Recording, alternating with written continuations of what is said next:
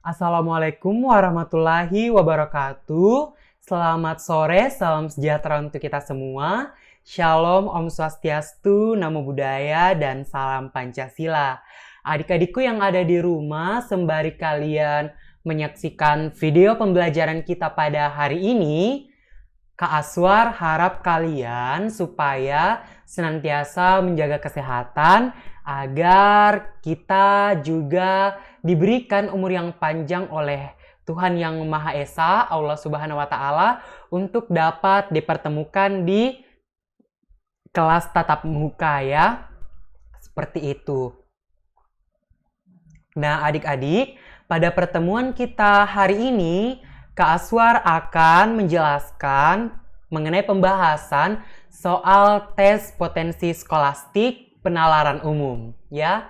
Nah, untuk mengefisienkan waktu, kita akan mulai untuk membahas soal nomor 1 ya. Soal nomor 1 adik-adik di sini mengatakan bahwa berdasarkan paragraf pertama, kesimpulan yang paling tepat adalah A. Semua stand dipadati pengunjung dan semua pengunjung melakukan transaksi pembelian. Ataukah B. Sebagian pengunjung memadati stand dan melakukan transaksi pembelian. Atau C. Sebagian pengunjung memadati stand dan tidak melakukan transaksi pembelian.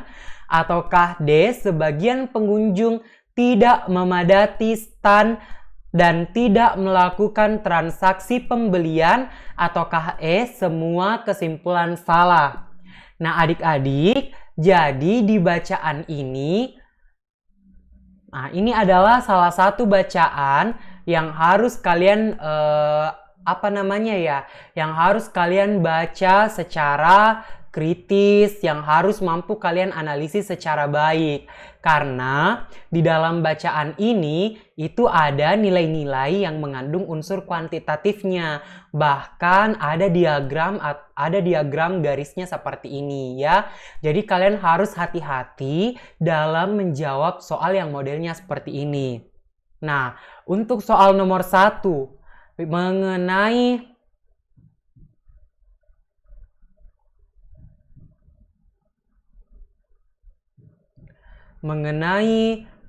kesimpulan yang tepat untuk paragraf pertama atau kesimpulan untuk paragraf pertama. Nah, adik-adik, cara untuk menjawab soal seperti ini adalah di sini Kak Aswar berikan cara cepat ya.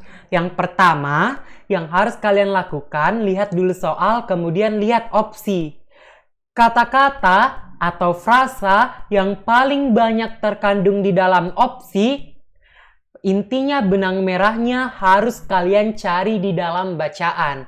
Nah, karena opsinya itu dia mengatakan dari opsi Alpha, Bravo, Charlie, dan Delta, dia pada dasarnya hampir mengatakan hal yang sama, hanya sedikit otak-atik perbedaan. Maka ketika kita lihat paragraf pertama dalam bacaan tersebut, yang dapat kita jadikan sebuah pernyataan adalah semua stand dipadati pengunjung dengan sebagian pengunjung melakukan transaksi pembelian. Nah, setelah kalian baca dengan saksama inti dari masing-masing opsi di dalam soal, kemudian kalian alihkan ke bacaan dan tarik benang merahnya. Cara menarik benang merahnya adalah lihat kata yang mana yang sering muncul di dalam opsi, kemudian buat dalam dua bentuk pernyataan, yang mana dua bentuk pernyataan tersebut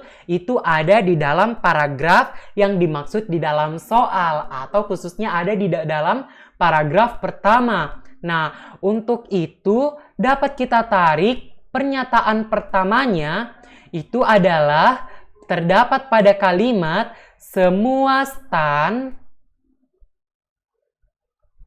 dipadati pengunjung. Kemudian dapat kita ambil pernyataan keduanya adik-adik. terdapat pada kalimat sebagian pengunjung melakukan transaksi pembelian. Seperti itu. Sebagian pengunjung melakukan transaksi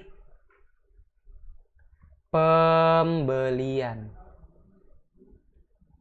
Nah, jadi pada dasarnya adik-adik yang akan membentuk kesimpulan nantinya tidak bakal jauh konteksnya dari pernyataan satu yang sudah kita tarik dan pernyataan yang kedua yang sudah kita tarik.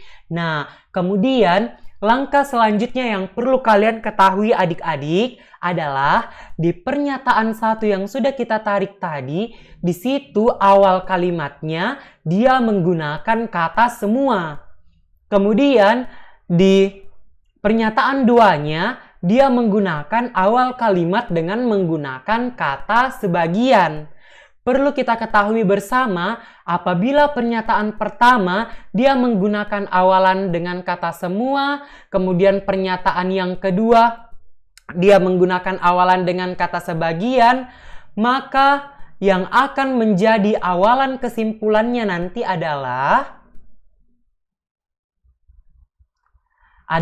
kata sebagian, ya, bukan kata semua. Mengapa demikian? Karena otomatis sebagian itu dia terdapat di dalam semua yang dimaksud di sini, tetapi tidak semua yang ada pada kata semua terdapat dalam konteks sebagian yang dimaksud di sini. Begitu logika berpikirnya ya.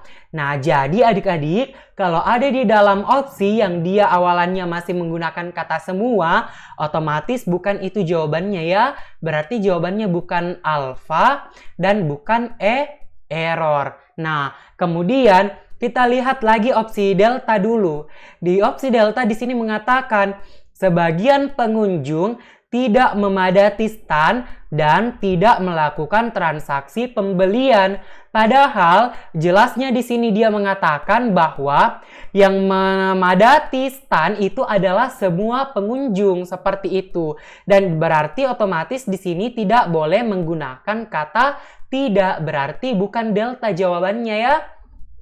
Nah, kemudian kita pindah ke opsi Charlie. Di sini dia mengatakan sebagian pengunjung memadati stand dan tidak melakukan transaksi pembelian. Padahal seharusnya di sini sebagian pengunjung itu pada dasarnya dia memadati stand, tetapi pengunjung tersebut dia juga melakukan transaksi pembelian. Nah, apa sebenarnya pembeda antara opsi Bravo dan opsi Charlie?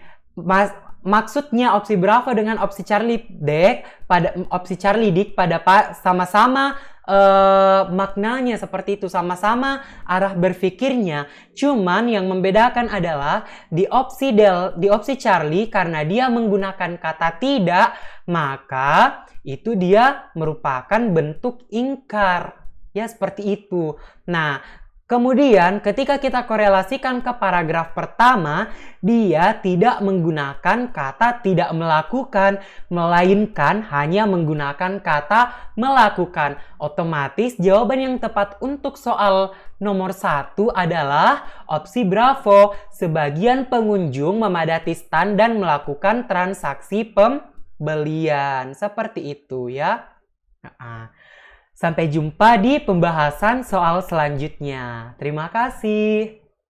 Untuk materi dan video selengkapnya, silakan cek di grup belajar masing-masing atau klik link pada deskripsi video ini ya.